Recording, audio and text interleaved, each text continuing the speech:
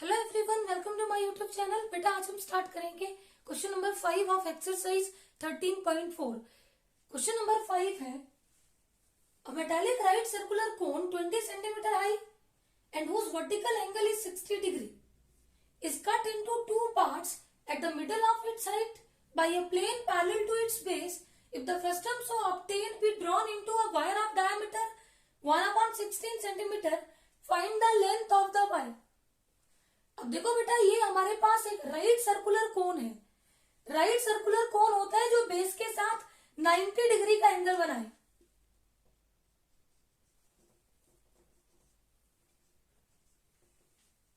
इसकी हाइट हमें 20 सेंटीमीटर दी है और ये वर्टिकल एंगल हमें 60 डिग्री दिया है।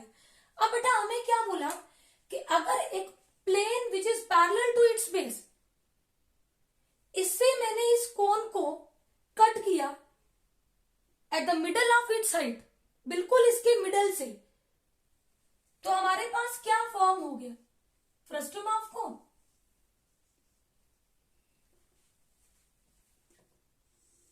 ये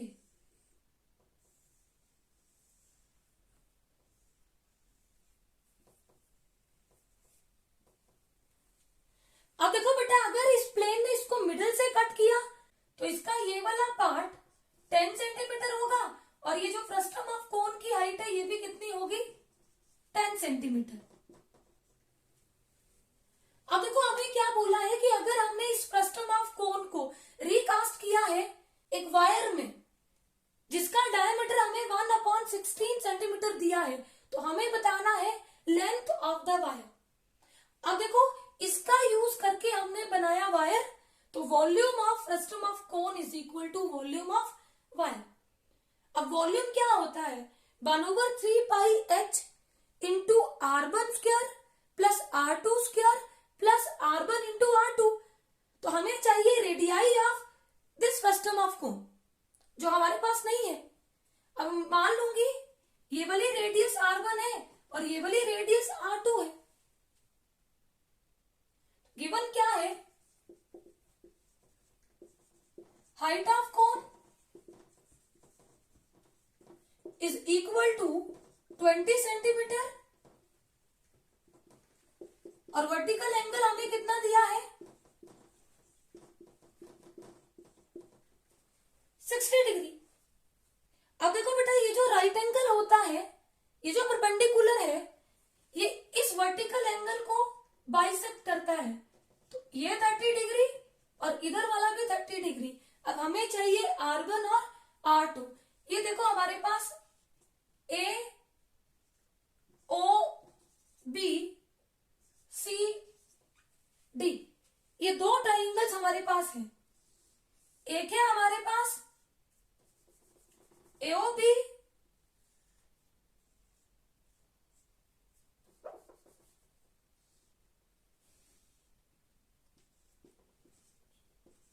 और एक ट्राइंगल है ACD। एक में इस ट्राइंगल की बात कर रही हूं और एक में इस पूरी ट्राइंगल की बात कर रही हूं। अब देखो यहां पे एंगल था 30 डिग्री, यहां भी एंगल है 30 डिग्री। देखो बेटा, ये जो प्लेन है ये पैरेलल टू बेस है।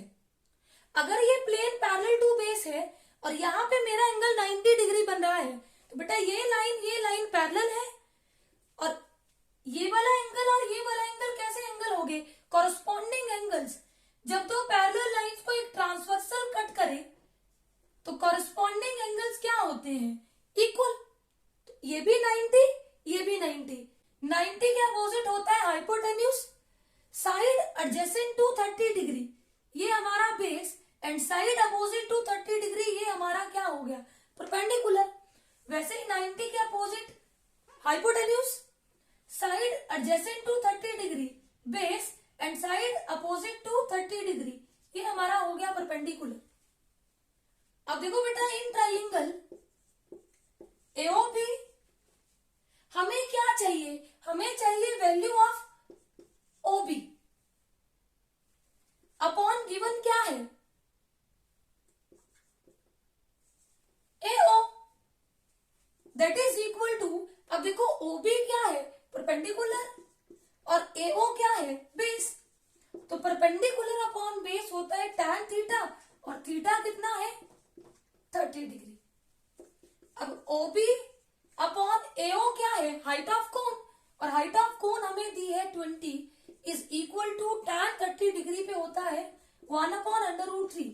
तो यहां से OB की वैल्यू 20 अपॉन क्रॉस मल्टीप्लाई कर दिया 20/√3।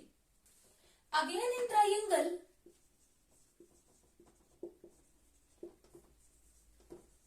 ACD, इधर हमें क्या चाहिए CD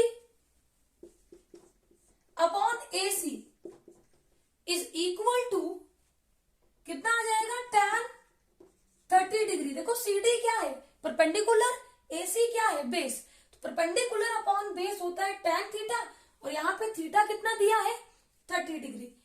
अब हमें चाहिए CD की वैल्यू, AC की वैल्यू हमें गिवन है 10 is equal to tan 30 degree पे होता है 1/√3।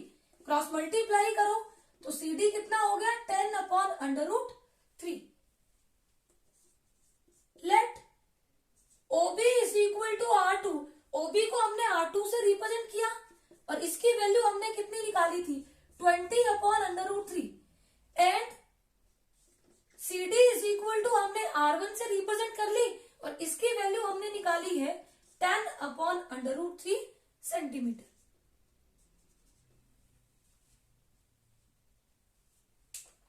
Therefore,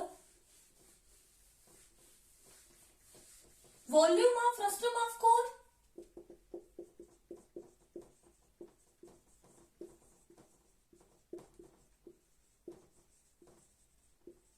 is equal to 1/3 pi H into R1 square plus R2 square plus R1 into R2। अब यहाँ पे H R1 R2 इसकी वैल्यू पुट कर दो, 1/3 पाई को पाई रहने दो। देखो बेटा पाई को मैंने पाई क्यों रहने दिया, क्योंकि इसका ये जो volume of frustum of cone है that is equal to volume of wire, तो वहां भी पाई होगा कैंसिल हो जाएगा, तो कैलकुलेशन इजी हो जाएगी। H क्या है हाइट ऑफ फ्रस्टम ऑफ कोन, और जो हमारे पास कितनी है 10 इंटू R1, R1 हमने कितनी निकाली थी 10/√3 स्क्वायर, R2 कितना था 20/√3 square, plus R1 10/√3 into R2 20/√3। इसको सिंप्लीफाई करो 1/3 पाई इंटू 10 स्क्वायर 100/√3 स्क्वायर होगा 3। बेटा अगर आपके पास A/B होल स्क्वायर हो तो उसको हम लिखते हैं A²/B स्क्वायर। न्यूमिनेटर का भी स्क्वायर करो और डिनोमिनेटर का भी स्क्वायर करो। 20 स्क्वायर 400/√3 का स्क्वायर 3 प्लस 20 इंटू 10 200/√3 इंटू √3 3। करो इसको simplify,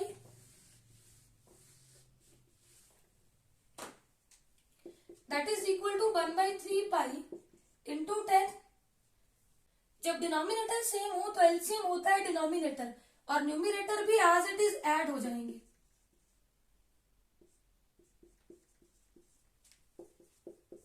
one by 3 pi 10 into ये आ जाएगा 700/3,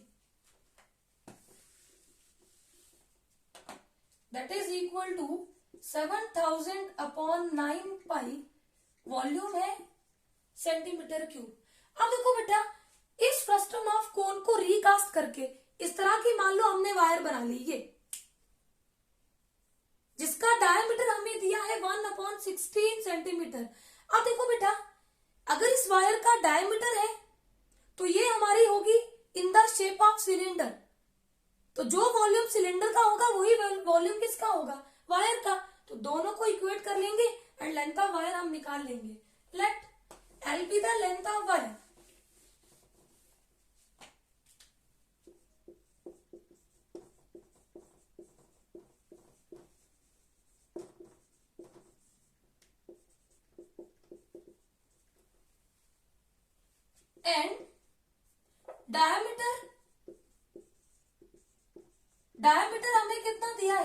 1/16 सेंटीमीटर। देयरफॉर रेडियस को r से रिप्रेजेंट किया। रेडियस होती है हाफ ऑफ डायमीटर, तो 1/16 को 2 से डिवाइड करो, that is equal to 1/32 centimetre.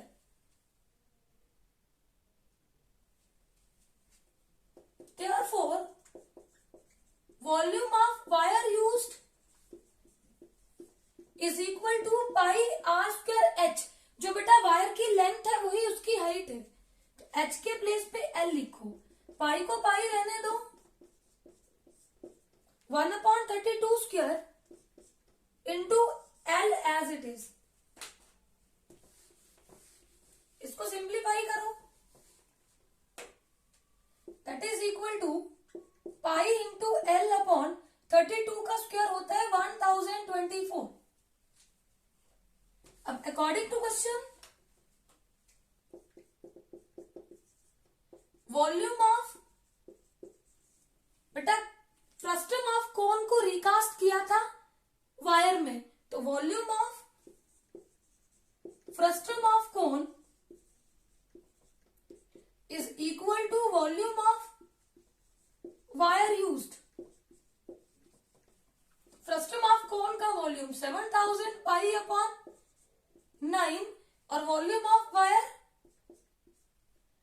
Pi L upon 1024। पाई से पाई कैंसिल आउट, इसीलिए हमने पाई की वैल्यू नहीं पुट की थी। अगर हम पाई की वैल्यू पहले पुट कर देते तो मल्टीप्लिकेशन में ज्यादा नंबर्स हो जाते। अब यहां डायरेक्ट रखा तो पाई से पाई कैंसिल आउट।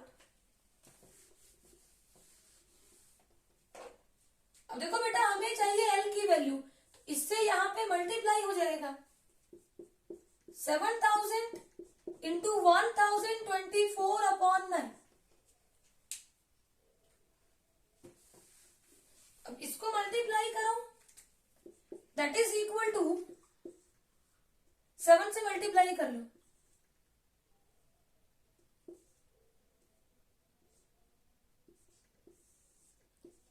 अब 9 से डिवाइड करो, 9 7 का 63, 9 9 का 81, 64.44, 44 ऐसे ही चला रहेगा, और ये हमारा लेंथ है सेंटीमीटर।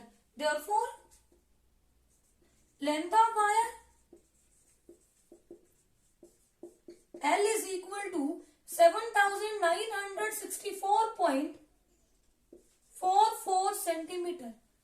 आई होप ये क्वेश्चन आपको अच्छे से क्लियर होगा। Please subscribe my channel for new videos. Thank you.